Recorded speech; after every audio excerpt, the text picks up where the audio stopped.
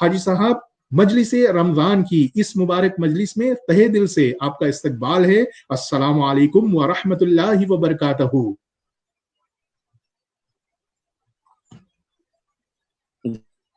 जी,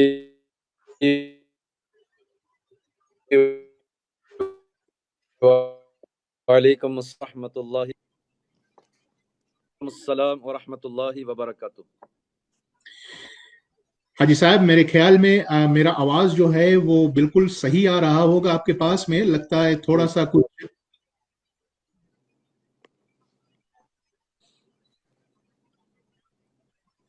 आपको हाजी साहब मेरा आवाज सुनाई दे रहा है?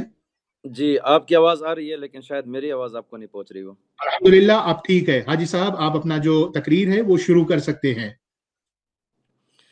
अल्हम्दुलिल्लाह, अल्हम्दुलिल्लाहि रब्बिल आलमीन, वस्सलातु वस्सलामु अला अशरफिल अंबियाइ वल मुरसलीन, सय्यदिना व मौलाना मुहम्मद व अला आलिहि व अस्हाबिहि अजमईन। अम्मा बअद, फअऊज़ु बिल्लाहि मिनश शैतानिर रजीम। बिस्मिल्लाहिर रहमानिर रहीम। वज़्कुरुल्लाह कसीरन लअल्लकुम तुफ्लिहून। वक़द क़ाल अल्लाहु तबारक व तआला फ़ी किताबिहिल करीम। बिस्मिल्लाहिर रहमानिर रहीम। वज़्कुर रब्बक कसीरन वसब्बिह बिलअशी वल-अबकार। सदक़ल्लाहु मौलानल अलियुल अज़ीम। निहायत ही मुअज़्ज़ज़ और मुकर्रम सामीन कराम, हाज़रीन कराम और नाज़रीन कराम, अस्सलामु अलैकुम व रहमतुल्लाहि तआला व बरकातुहू। कायनात का हर ज़र्रा ज़र्रा अल्लाह का ज़िक्र करता है, लेकिन हम लोग किस कदर नादान हैं कि अल्लाह ताला ने हम पर तरह तरह के इनामात फरमाए, बेशुमार नेमतें अता फरमाई, फिर भी हम अल्लाह अज़्ज़ा वजल की याद और उसके ज़िक्र से गाफिल रहते हैं।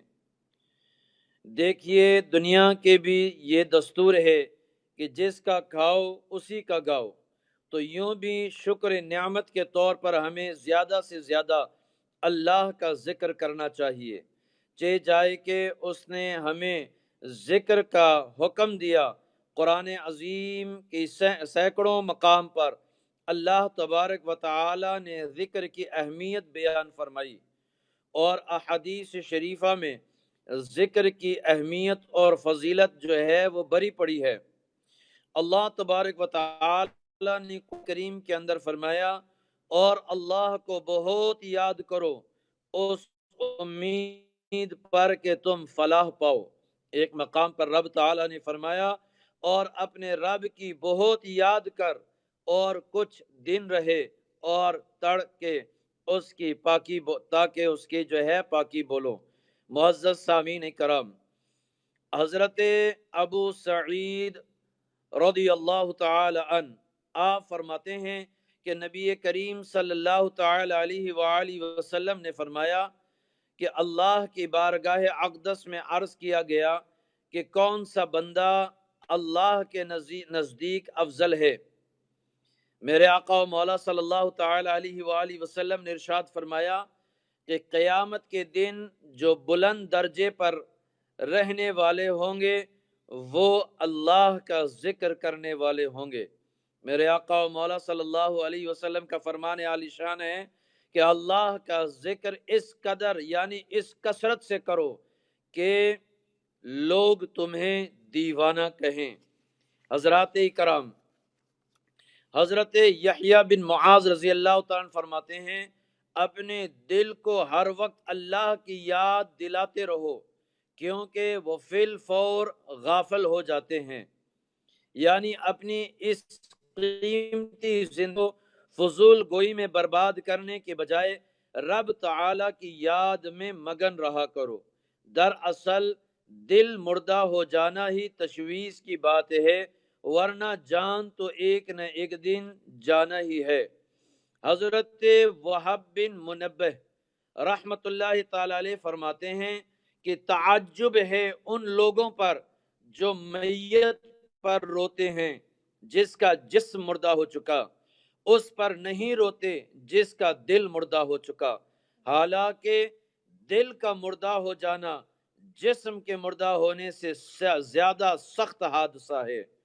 حدیث شریف میں ذکر سے غافل رہنے کو مردہ سے تعبیر کیا گیا، اور واقعی یہی دل کی موت تشویشناک ہے، ورنہ جسم اور روح کی جدائی کا معاملہ تو سب کے ساتھ ہونا ہے، اور یہ موت کوئی پریشانی کا باعث بھی نہیں، بلکہ نیک لوگوں کے لیے تو موت کا منتظر رہنا باعث خیر۔ اور حدیث شریف کے اندر ہے الموت تحفۃ المؤمن، یعنی مومن کے لیے موت تحفہ ہے۔ حضرات کرام، مومن موت کے تحفے کو کیوں نہ ہو، مومن کے لیے موت تحفہ کیوں نہ ہو، کیونکہ وصال محبوب صلی اللہ علیہ وسلم سے ملنے کا ذریعہ ہے، اور اسی کو اعلی حضرت علیہ الرحمہ نے فرمایا کہ قبر میں سرکار آئیں تو میں قدموں پر گروں، گر فرشتے بھی اٹھائیں تو ان سے میں یوں کہوں، میں تو پے ناز سے اب اے فرشتوں کیوں اٹھوں، مر کے پہنچا ہوں یہاں اس دل ربا کے واسطے۔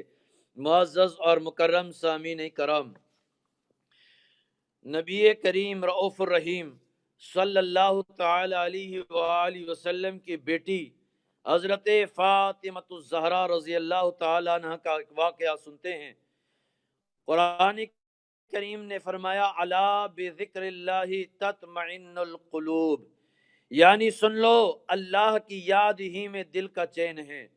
مولا کائنات حضرت مولا علی کرم اللہ تعالی وجہ الکریم نے اپنے خادم سے ایک مرتبہ ارشاد فرمایا تمہیں خاندان نبوت کی لاڈلی شہزادی خاتون جنت حضرت فاطمہ الزہرا کا واقعہ سناؤں؟ عرض کیا ضرور، ارشاد فرمائیے۔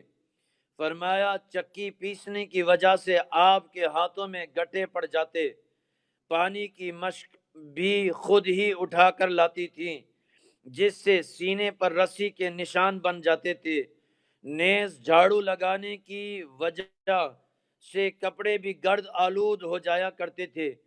ایک بار تاجدار مدینہ صلی اللہ علیہ وسلم کی خدمت اقدس میں کچھ غلام حاضر ہوئے، حضرت فاطمہ رضی اللہ تعالی عنہ کو مشورہ دیا کہ موقع اچھا ہے، اگر تم اپنے بابا جان رحمت عالمیان صلی اللہ علیہ وسلم سے ایک خادمہ مانگ لو جو تمہیں کام کاج میں بہت آسانی ہو جائے گی۔ چنانچہ وہ حاضر ہو گئیں، لیکن لوگوں کی بھیڑ بھاڑ کی وجہ سے بغیر بات چیت کیے میرے آقا و مولا صلی اللہ علیہ وسلم کی بارگاہ سے لوٹ آئیں۔ دوسرے دن میرے آقا و مولا صلی اللہ علیہ وسلم خود بنفس نفیس حضرت فاطمہ رضی اللہ تعالی عنہ کے گھر تشریف لے گئے اور سوال پوچھا کہ میری لاڈلی، میری بیٹی، کیا بات ہے؟ آپ مسجد تشریف لائیں لیکن بات نہیں ہو سکا۔ میرے آقا و مولا صلی اللہ علیہ وآلہ وسلم کی اس سوال پر آپ خاموش ہو گئی۔ حضرت علی رضی اللہ تعالیٰ عنہ فرماتے ہیں میں نے عرض فرمایا سرکار آپ کی شہزادی صاحبہ خود ہی چکی پیستی ہیں، پانی مشکیزہ میں بھر کر لاتی ہیں جس کی وجہ سے ہاتھوں اور سینے پر نشان پڑ جاتے ہیں، جھاڑو وغیرہ خود ہی دیتے ہیں جن کی وجہ سے کپڑے گرد آلود ہو جاتے ہیں۔ کل چونکہ حضور آپ کی خدمت بابرکت میں کچھ غلام پیش ہوئے تھے، اس لیے میں نے مشورہ دیا کہ آپ کی بارگاہ میں جائیں اور اپنی سہولیت کے لیے اپنے بابا جان کی بارگاہ میں عرض فرمائیں۔ میرے آقا و مولا صلی اللہ علیہ وسلم نے جب یہ بات سنی تو آپ نے بے ساختہ فرمایا میری پیاری بیٹی فاطمہ، اللہ سے ڈرتی رہو، فرائض کی پابندی کرنے کے ساتھ ساتھ گھر کا کام کاج بھی اپنے ہاتھوں ہی سے کرتی رہو، اور جب سونے کے لیے لیٹو تو رب کی بارگاہ میں سبحان اللہ، الحمدللہ، 33 بار پڑھ لیا کرو، اور اللہ اکبر 34 بار پڑھ لیا کرو، یہ تمہارے لیے خادم سے بہتر ہے۔ حضرت فاطمہ رضی اللہ تعالی عنہا نے عرض کی، یا اللہ کے رسول صلی اللہ علیہ وآلہ وسلم، میں آپ کی اس فرمان پر بڑا راضی ہوں۔ میرے معزز اور مکرم سامعین کرام، اس واقع مبارک سے گھرانہ نبوت کی سادگی کا بخوبی اندازہ لگایا جا سکتا ہے کہ اللہ شہزادی کونین سیدہ فاطمۃ الزہرا جنت کی عورتوں کی سردار ہونے کے باوجود اس قدر محنت و مشقت سے امور خانہ داری سر انجام دے رہی ہیں، اور مقدس ہاتھوں سے اور اپنے سینے مبارک پر نشان پڑ جانے کے باوجود بھی اپنا گھر کا کام کاج خود کرتی ہیں۔ تو میرے معزز سامعین کرام، ہماری پیاری بہنیں، ہماری مائیں اور اسلامی خواتین اس معاملے سے، اس واقعے سے عبرت حاصل کریں کہ انہیں بھی بن سون کر گلیوں میں بازاروں میں پھرنے سے بہتر یہ ہے کہ وہ حضرت فاطمۃ الزہرا رضی اللہ تعالی عنہ زندگی کو گزارے۔ اس حقیقت سے اللہ عز و جل کے نیک بندے بخوبی واقف ہوتے ہیں کہ دنیا کی تکالیف عارضی ہوتی ہیں، اور دنیا کی تکالیف پر صبر کرنے پر اکثر اجر وہ زیادہ ملتا ہے۔ جبھی تو ہمارے آقا صلی اللہ علیہ وسلم نے حضرت خاتون جنت کو، اپنی لاڈلی بیٹی کو صبر کی تلقین فرمائی۔ میرے محترم سامعین کرام، یہاں پر جتنے بھی باپ ہیں، جتنے بھی ماں ہیں، ان کے لیے بھی سبق ہے کہ ہم اپنی بیٹیوں کے لیے، اپنے بیٹے کے لیے سارے ان کی فرمائش کو پورا کرتے ہیں۔ اگر جو بیٹی نے شکایت کی کہ سسرال کے اندر ہمارا کام بہت زیادہ پڑ جاتا ہے، تو ہم ماں باپ جہاں اپنے بیٹیوں کو سمجھانے کے بجائے، بیٹیوں کو نیکی کی ترغیب دلانے کے بجائے، نیکیوں کو صبر کی دامن تھامنے کے بجائے، ہم بیٹیوں کو رشتہ توڑ کر اپنے گھروں پر بٹھا لیتے ہیں اور تانزان کرتے ہیں، اور اس سے اپنی معاشرت کے اندر خرابیاں پیدا ہوتی ہیں۔ معزز سامعین کرام، میرے آقا مولا صلی اللہ علیہ وسلم سارے جہاں کو عطا فرمانے والے ہیں، آپ تو قاسم ہیں، سارے جہاں کو رزق عطا فرماتے ہیں، سارے جہاں کو بانٹنے والے ہیں۔ خادمات دے سکتے تھے، لیکن اللہ اکبر، اپنے غریب امتیوں کا لحاظ رکھتے ہوئے کہ بیٹی آج آپ کے گھر کے اندر میں خادمات دے دوں گی تو میری امت کے غریب عورتیں کیا بولیں گی۔ معزز اور مکرم سامعین کرام، ہم سب کے لیے یہ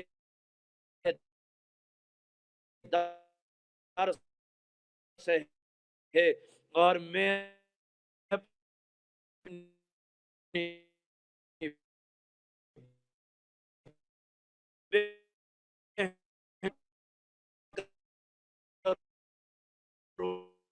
کروں گا کہ اللہ کا ذکر کرے بھی کامیاب ہو جاؤ گی، اور خدا کی قسم کھا کر کہتا ہوں کل حضرت فاطمہ کی بارگاہ میں چہرہ دکھانے کے قابل ہو جاؤ گے، آقا کے بارگاہ میں شرمندگی نہیں ہوگی۔ اللہ تعالی ہم سب کو نیک عمل کرنے کی توفیق عطا فرمائے۔ وما علینا الا البلاغ المبین۔